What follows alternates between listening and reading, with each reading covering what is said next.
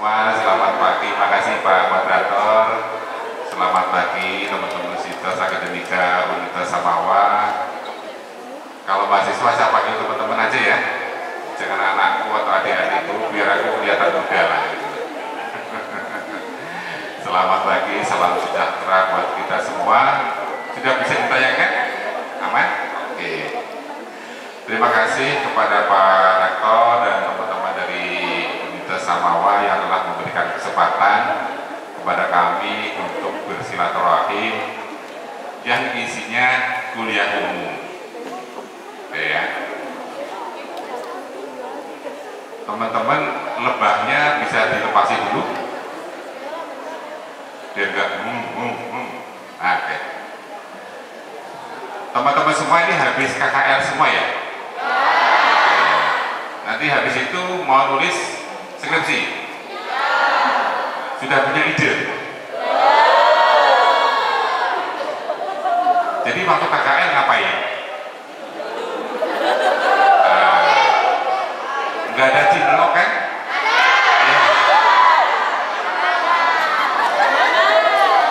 Ada yang ganti pacar nggak? Ini penyakit, bukan penyakit, romantisme KKL biasanya begitu ya. Itu kata TikTok demikian. Nah, teman-teman semua, nanti habis skripsi, lulus, teman-teman kan ada dua, bisa kerja, jadi profesional, maupun jadi PNS, atau buka usaha.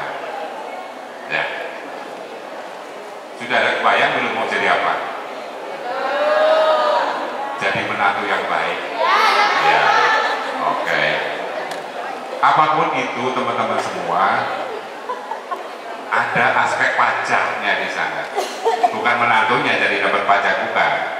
Kerja juga nanti ada pajaknya. Buka usaha ada pajaknya juga. Jadi teman-teman tuh wajib tahu. Jangan sampai kita tidak tahu apa yang menjadi eksposur atau yang menyertai dalam kehidupan kita. Itu penting. Tidak tahu maka tidak sayang. Kalau pajak tidak tahu malah bisa kena sanksi. Kenapa? Salah melulu, ya kan? Bisa kena bunga, kenaikan maupun denda. Maka teman-teman semua wajib tahu tentang apa? Pajak. Oke. Aku tidak mau cerita tentang teknis pajak ya, biar teman-teman dapat big picture-nya, gambaran besarnya. Karena apa? Halo? Aku tuh berhadapan dengan masa depan Indonesia. Ya kan? Seriously. Ya. Teman-teman ini adalah masa depan Indonesia. Mau jadi apa Indonesia 20 tahun ke depan? Mau jadi apa Sumbawati 20 tahun ke depan? Itu ada di tangan teman-teman semua. Kok Pak Kamil ngomong begitu? Aku juga pernah muda, ya kan? Aku juga pernah muda. Jadi pengalaman yang aku hadapi mungkin bisa berharga juga buat teman-teman semua. Biasanya kita kalau kuliah itu kadang-kadang kita tidak dapat gambaran big picture-nya.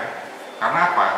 Kita itu seringkali hanya ngapalin yang ada di buku textbook, ya kan? Sibuk dengan itu. Oke. Kembali ke laptop, ya kan? Kalau bicara pajak teman-teman semua, ada yang hafal alinea keempat pembukaan Undang-Undang Dasar 1945? Halo?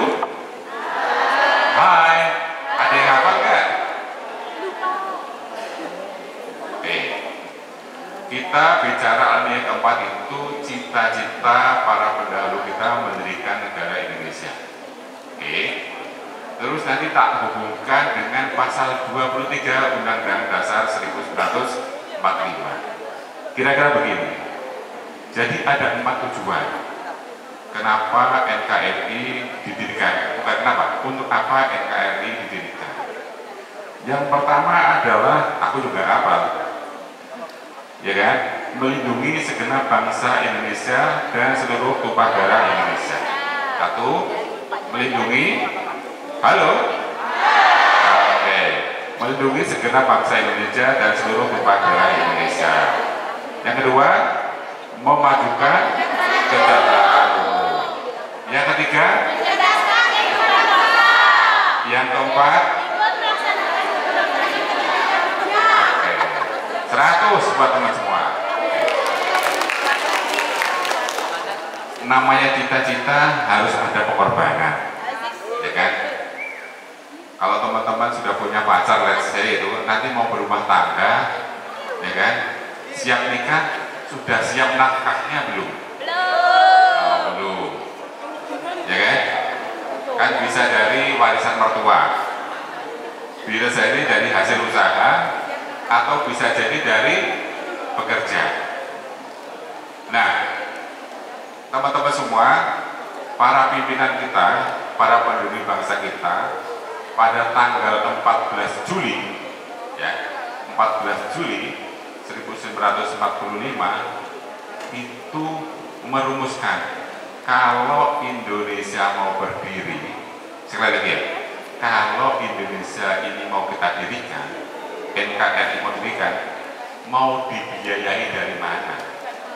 Itu loh. Nah, pada waktu itu di BPUPKI tercetuslah kata-kata pajak. Ya. Jadi negara ini sejak awal 1945 para pendiri bangsa sudah menyadari bahwa kalau NKRI berdiri maka nafkahnya itu pajak. Ya kan? Tadi Pak Rektor bicara tentang CSR, ya kan? Sumbangan Pak Bupati 500 juta, ya kan? Itu dana APBD, dana APBN yang secara nasional teman-teman semua 80% terimanya berasal dari pajak. Ya. Jadi teman-teman semua itu wajib tahu, jangan sampai terpengaruh oleh provokator-provokator orang yang nggak bertanggung jawab. Kita diperes negara, bukan. Kalau bicara pajak adalah kita, pajak tanggung jawab kita.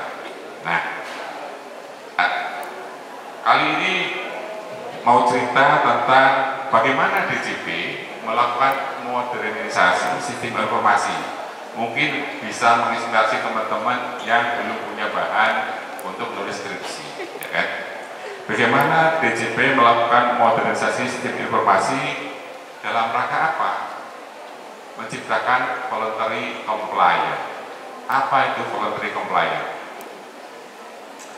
Kepatuhan sukarela membayar pajak. Ya. Namanya orang bayar pajak itu dalamnya duit sudah di kantong pasti rasanya berat. Bener nggak? Suami aja kalau dimintai duit istrinya kadang-kadang merengut, ya kan? Berantem dulu, gitu kan? Mana rekeningmu? Nah, itu kira-kira itu. Tapi istri itu tidak, karena seluruh gaji dan penghasilan langsung mengalir. Oke. Berarti suami bukan takut istri itu ya, sayang istri. Oke teman-teman semua, lanjut. Pokok bahasan kita hari ini adalah pokok bahasan ya, orang kuliah bener ya. Ada 1, 2, 3, 4, 5. Yang pertama tentang visi Indonesia Emas 2045 dan peran pajak. Udah masuk slide keempat? Udah kelihatan? Oke. Teman-teman semua, tadi 4 cita-cita mendirikan NKRI. Tentunya ada stepping stone ya, atau milestone yang harus kita lalui. Pas 100 tahun Indonesia merdeka, 2045 kan 100 tahun kan? Betul ya? Oke. Kita itu bercita-cita menjadi Indonesia emas.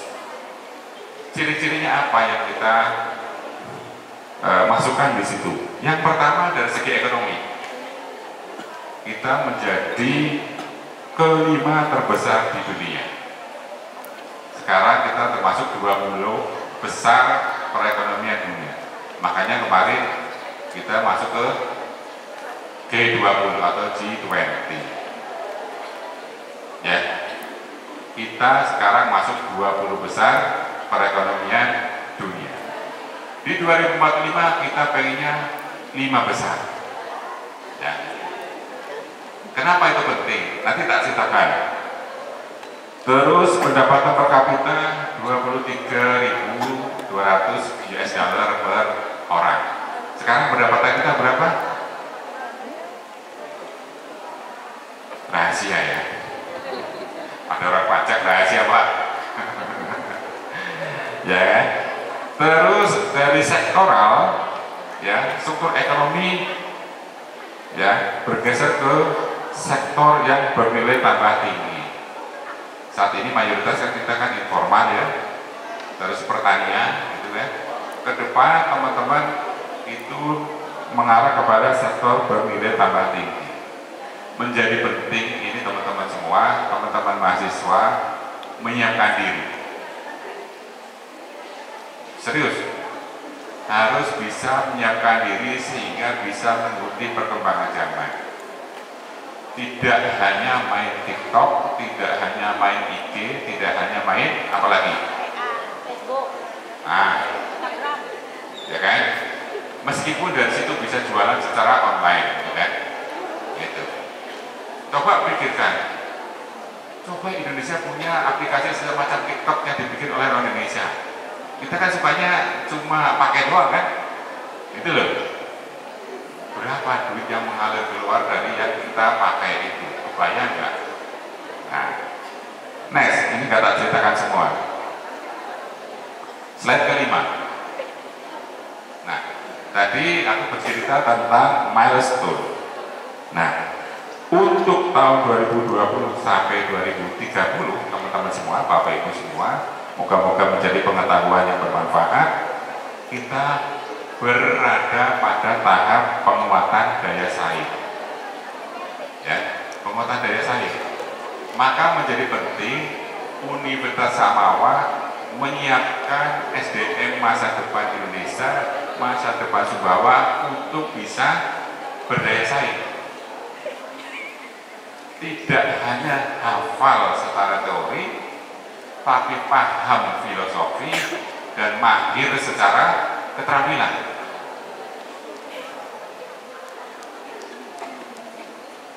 Teman-teman pernah kepikiran enggak? Sini ada KFC ya Pak Beni ya? ada. Oh belum ya? McD belum ya? Ada. Oke. Coba suatu saat ada Sumbawa Fried Chicken di Amerika itu. Ya kan? Kepikiran nggak Sumbawa Fried Chicken di Amerika atau di Eropa sana? Kenapa kok cuma ayam goreng kita harus impor resepnya dari Amerika itu? Ya kan? Makanan khas Sumbawa apa?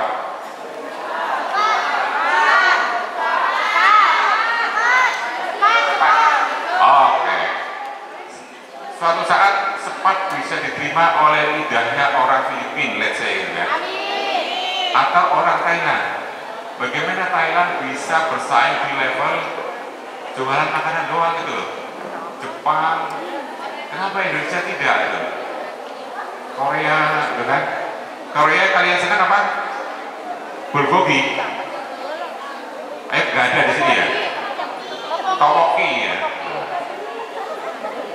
Coba pikirkan bagaimana sepat bisa dijual di Malaysia, di Singapura, di macam-macam. Makanya menjadi penting daya saing. Teorinya daya saing, tapi kalau diberi doang banyak hal yang kita bisa lakukan. Ya kan? Nah, tentunya untuk bisa menciptakan daya saing itu perlu edukasi pendidikan. Dan itu semua butuh biaya. Tugas kita bersama, terutama tugas kami di Direktorat Jenderal Pajak untuk mencari agar dananya tersedia, agar teman-teman bisa mencapai pendidikan yang tinggi. Habis S1 teman-teman, ya sekali lagi, habis S1 teman-teman coba daftar LPDP. Udah ada yang tahu LPDP? Coba cari daftar S2 luar negeri. Apakah dari Sumbawa bisa? Bisa. Bisa kan? Bisa. Kita punya dana abadi pendidikan, teman-teman semua.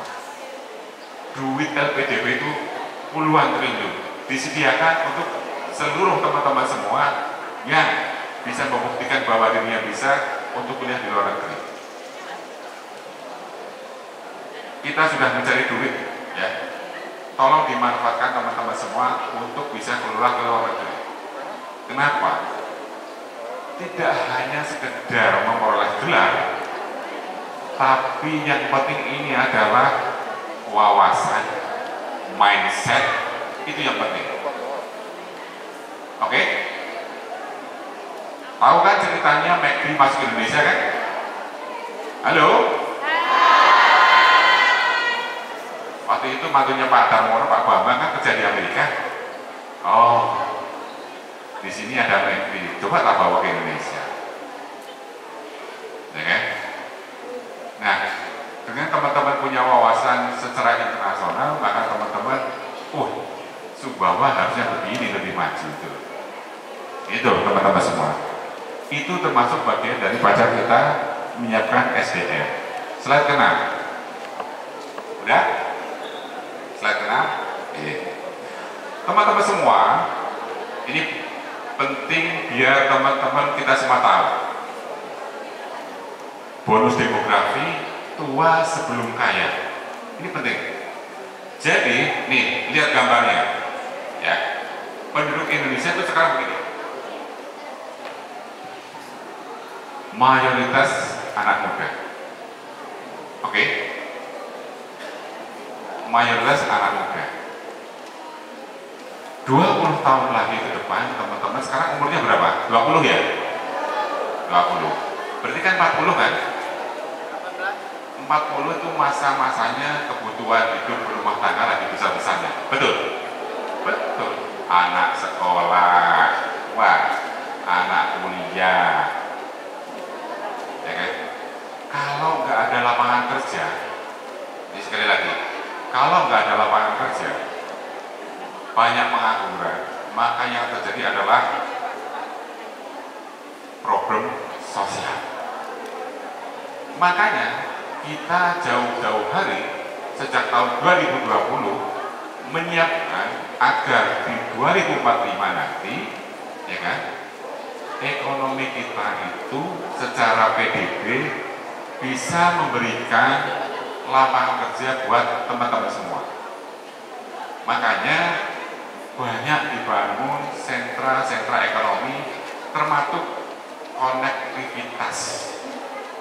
Itu dalam rangka untuk menciptakan simpul-simpul ekonomi baru yang diharapkan menciptakan lapangan kerja. Itu butuh duit. Bangun infrastruktur butuh duit. Ya kan? Kalau dari pajaknya nggak cukup, ngutang. Nah, masyarakat protes, kok pemerintah utangnya tinggi? Membayar pajaknya nggak mau? Ya gitu. Atau bayar pajaknya oke. Ya. Maka penting buat kita semua untuk bayar. Halo. Itu dalam rangka itu semua. Jangan sampai Indonesia menjadi, dengarkan ya, mungkin suatu saat kalian akan terkenang kata-kata ini. Halo. Jangan sampai Indonesia menjadi negara tua sebelum kaya. Jangan sampai Indonesia menjadi negara tua sebelum kaya. Ya kan?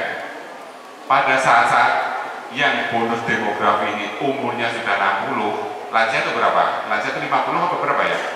Taruhlah 60 ya. Negara Indonesia masih miskin. Ya kan? Dan pada waktu itu bentuknya demografinya terbalik dengan yang gambar ini. Artinya apa? Generasi sandwich-nya itu berlapis-lapis.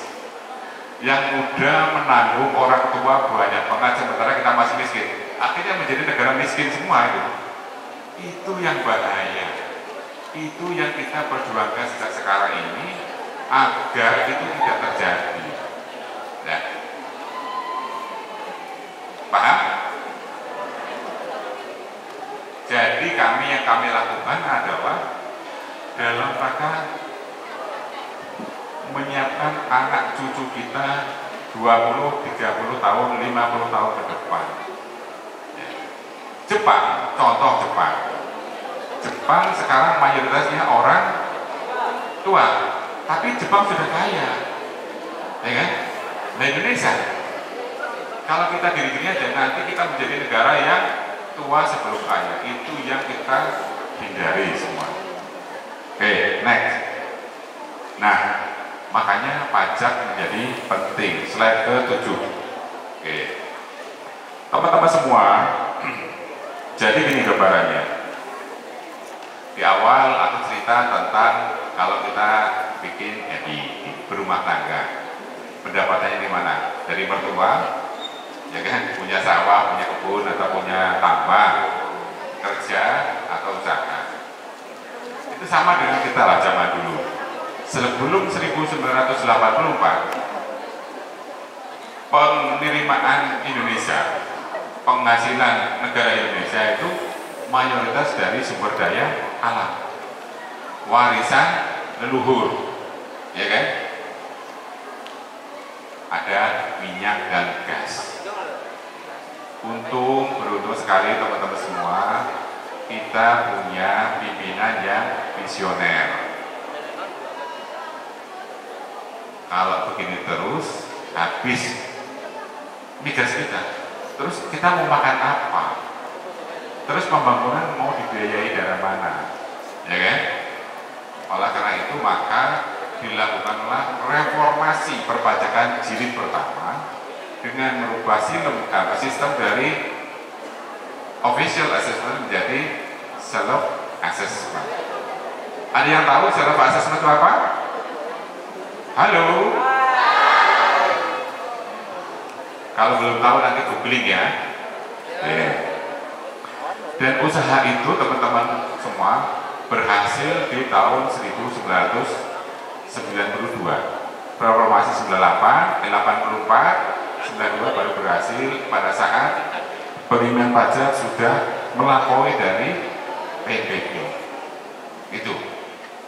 Nah sekarang ya duit untuk menghidupi Indonesia ini 80% dari pajak. 80%. Lanjut. Slide ke-8. Nah, teman-teman biar tahu gambaran. Duit pajak mana aja sih? Jadi gini. Ada yang pernah lihat duit semiliar? 100 juta? Pernah ya? Semiliar? Setriliun? Oke. Teman-teman, target pajak se-Indonesia, pajak pusat ya, bukan pajak motor ya, bukan pajak daerah, itu 1.989 triliun. Nolnya berapa? Banyak. Tahun 2024 ini target pajak nasional yang pusat 1.989 triliun. Tahun depan 2025 2.189 triliun. Banyak nggak? Banyak. Mumet nggak nyarinya? Mumet. Nah, daripada kita ngomongnya 2.180%, coba kita ngomong 1 juta aja deh. Duit 1 juta dari pajak itu dipakai 200.000 untuk pendidikan. Karena ada namanya, biar teman-teman tahu, mandatory spending itu 20% ya, dan lain-lain bisa dibaca di situ, ya kan? Termasuk transfer ke daerah yang kemudian menjadi apa? APBD tadi sumbawa. Nah, Next, teman-teman semua, ukuran keberhasilan pemungutan pajak di suatu negara menggunakan namanya tax ratio. Ada yang tahu tax ratio? Gak apa-apa, sekarang kita kasih tahu. Yaitu penerima pajak pusat yang dikelola oleh Direktorat Jenderal Pajak dan Direktorat Bea dan Cukai dibagi dengan PDB. Ada yang tahu PDB? Hitungnya caranya gimana? Belum? Nah, nanti googling lagi. Intinya teman-teman semua, langsung ke slide 12 saja. Kalau Indonesia maju, jadi berdasarkan penelitian ada namanya tipping point, ya. Negara bisa maju pada saat tax ratio-nya 12,75%. Indonesia masih di bawah itu, di level 11%. Jadi 1% pun itu berat teman-teman semua untuk bisa naik, ya. Makanya upaya apa yang dilakukan teman-teman semua, ya, kita meningkatkan kepatuhan wajib pajak. Langsung slide ke-16. Udah ya kan reformasi itu 16, oke. Nah, jadi Direktorat Jenderal Pajak selalu, ya, antisipasi, ya kan, dan kemudian adaptif terhadap perubahan zaman, selalu melakukan reformasi perpajakan. Nah, terutama tahun 83 sampai ini sekarang pun masih kita lakukan. Ada 5 pilar reformasi perpajakan teman-teman semua, mulai dari organisasi, sumber daya manusia (SDM), teknologi informasi, proses bisnis, dan peraturan perundang-undangan, ya kan? Nah, pagi ini kita khusus mengenai sistem informasi atau teknologi informasi. DJP teman-teman semua, Kementerian Keuangan terutama secara keseluruhan sudah melakukan transformasi digital. Kita telah melakukan modernisasi sistem informasi, ya kan? Dan kita memang fokus karena kita punya Direktorat Teknologi Informasi Perpajakan. Jangan sampai kita itu ketinggalan zaman di bidang TIK, ya kan? Tujuannya apa teman-teman semua? Tujuannya untuk mempermudah pelayanan kepada teman-teman wajib pajak, sekaligus meningkatkan namanya detection rate, orang yang memperoleh pajak ketahuan itu dengan teknologi informasi, ya. Kok tiba-tiba ketahuan, umpamanya Pak Lanang gitu kan, rekeningnya dapat transfer dari luar negeri 2 miliar taruhlah, ketahuan teman-teman semua. Tanggungannya berapa, ketahuan. Itu gunanya teknologi informasi. Nah, ke slide 19. Saat ini teman-teman semua, tadi kita punya namanya Cortex atau sistem inti administrasi perpajakan. Mulai dari teman-teman namanya pendaftaran sampai dengan pelaporan, ya. Nah, apa yang berubah dari Cortex ini? Modernisasi sistem informasi ini seperti apa sih? Jadi saat ini tuh banyak, paling gampang ini deh bahasa gampangnya, aplikasinya kebanyakan. Nah, sekarang dilakukan integrasi sehingga menjadi lebih mudah. Nah, manfaatnya apa buat teman-teman wajib pajak? Ayo slide 21. 21, udah ya? Oke, ini gambarannya ya. Dari segi pendaftaran lebih mudah, dari segi pembayaran lebih mudah. Yang penting kalau bayar pajak siapkan dulu apa namanya? Duitnya. Mau bayar gak ada duitnya repot. Nah, secara sistem DJP bertanggung jawab, orang membayar gampang membayarnya. Kayak gitulah gambarnya itu. Jangan sampai orang membayarnya susah gitu loh. Kemudian menyampaikan SPT, menyampaikan laporan. Kan kalau di SPT itu yang dilaporkan hartamu berapa, penghasilanmu berapa, biayanya berapa, pajakmu berapa. Itu agar mudah. Lanjut. Slide 23. Udah. Nah, ini teman-teman semua. Ini. Ya. Kita itu kadang-kadang apa ya? Lucu gitu loh. Sistemnya canggih, ya kan? Aplikasinya canggih, bisa bayar pajak dari rumah, bisa lapor SPT dari rumah, ya kan? Tapi masih berbondong-bondong datang ke kantor pajak. Padahal kita maunya itu memudahkan, gitu loh. Ternyata banyak juga teman-teman wajib pajak yang literasi digitalnya kurang, literasi perpajakannya kurang, sehingga datang ke kantor pajak nggak haram, boleh. Cuma sayang fasilitas yang telah diberikan kemudahan nggak dimanfaatkan.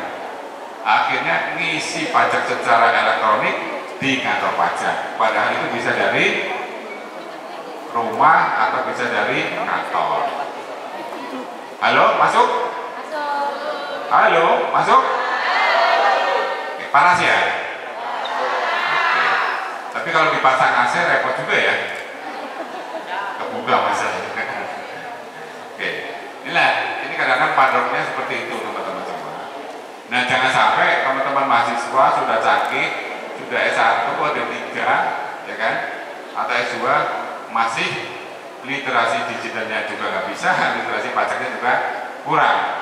Sayang juga itu loh, itu udah capek-capek ngeluarin duit untuk bikin sistem, tidak dimanfaatkan maksimal. Nah, ini yang penting teman-teman semua, slide 26. Ini mungkin buat ide teman-teman semua, ya.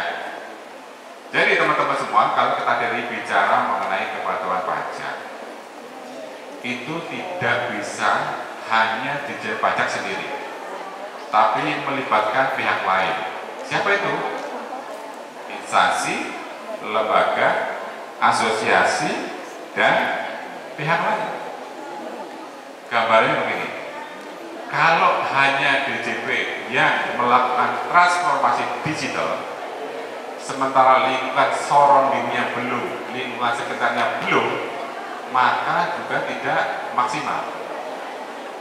Kalau umpamanya semua instansi, Pemda, kemudian kementerian lainnya sudah melakukan transformasi digital juga, maka pertukaran data untuk mengujinya, ya, itu kita tidak lagi bicara pertukaran data, tapi sudah integrasi. Nah itu, kalau sudah integrasi data, maka voluntary compliance akan lebih mudah tercapai. Kenapa? Semuanya ketahuan, hartanya berapa, biayanya berapa, penghasilannya berapa. Dan sebenarnya integrasi data itu menggunakan SPT itu bisa mengurangi potensi korupsi. Kok bisa? Ketahuan, lu kaya duitnya dari mana, itu loh. Jadi pemberantasan korupsi bisa menggunakan mekanisme perpajakan. Ya, biar teman-teman tahu, nice to know lah ya. Ini Pak Hasan ngomong apa sih gitu, kira-kira gitu lah. Next, lanjut ke slide 29. Teman-teman semua sekarang yang biasa belanja online siapa? Semuanya ya? Hah? Ya kan, rata-rata kan begitu kan? Nah, DJP pun tidak hanya menyiapkan diri transfer untuk sistem internal, tapi juga bagaimana memajaki sektor digital. Ya, bagaimana sektor digital bisa dipajaki. Makanya banyak peraturan menteri keuangan yang telah dikeluarkan. Sebagai gambaran ini buat teman-teman, ada yang tahu PMSE?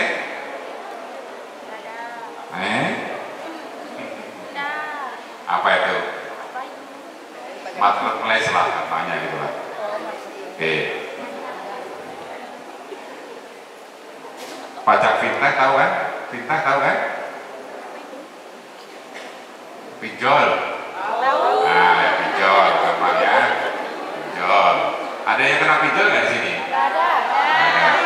Jangan sampai kena judi online ya. Hindari itu. Oke.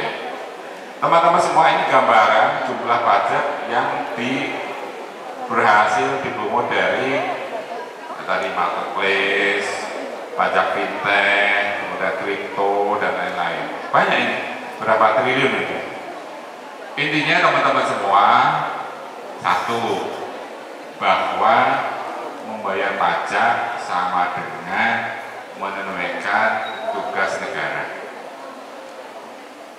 Karena apa? Balik lagi buat kita semua. Satu itu amanah dari mbah-mbah kita, datuk-datuk kita pada baru menyusun Undang-Undang 45 itu, negara ini dibiayai dari pajak. Kalau sekarang kita nggak mau bayar itu, sama saja kita tidak mematuhi orang tua. Padahal kan kalau dalam agama Islam itu namanya apa? Birrul walidain, berbakti kepada orang tua ya. Mbah-mbah kita dulu sudah ngomong itu, bayar pajak untuk membiayai negara. Kedua,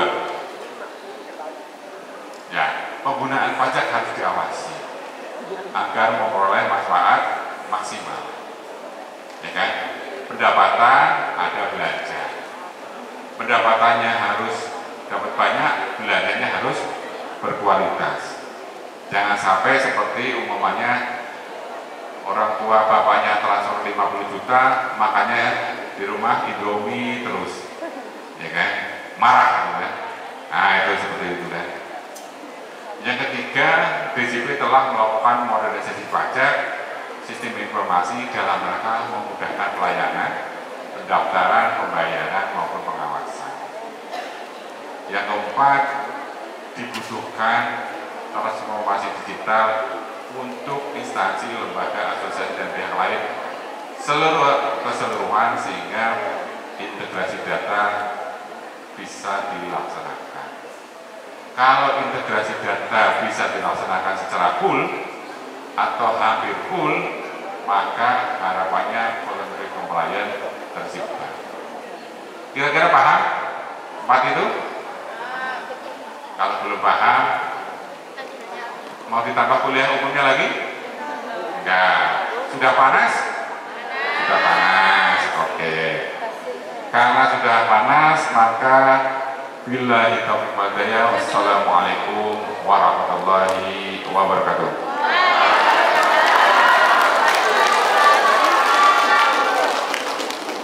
Ya, aplaus untuk beliau.